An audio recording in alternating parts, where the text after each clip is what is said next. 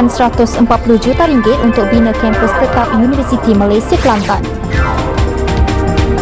Sabah sedia RM16 juta untuk kemudahan jalan di Topokon tanpa ruli.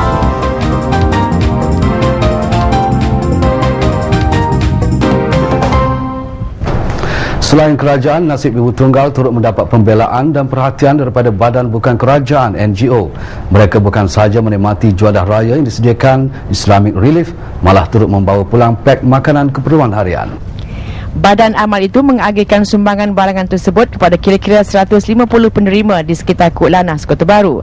Menurut pengurusnya, Zawahir Cik Abdullah, mereka antara 7,000 penerima yang telah mendapat bantuan di seluruh negara termasuk pada bulan puasa lalu.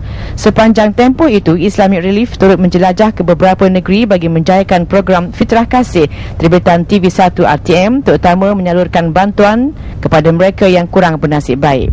Zawahir berkata, pek makanan yang mengandungi beras, minyak masak, biskut, gula, susu, gandum dan keperluan lain itu diharap dapat meringankan beban golongan ibu tunggal yang kurang berkemampuan merayakan Aidilfitri.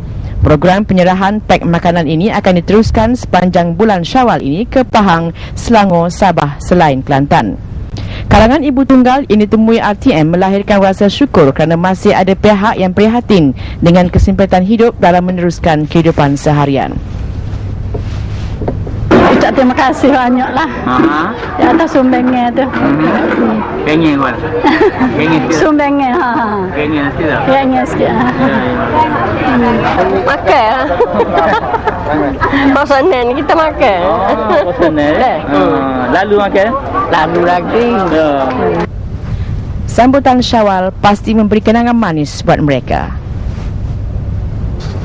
Laporan itu tadi mengakhiri berita wilayah hari ini. Teruskan kesetiaan anda dengan terus menonton TV1. Dengan itu, Wassalamualaikum dan salam satu Malaysia.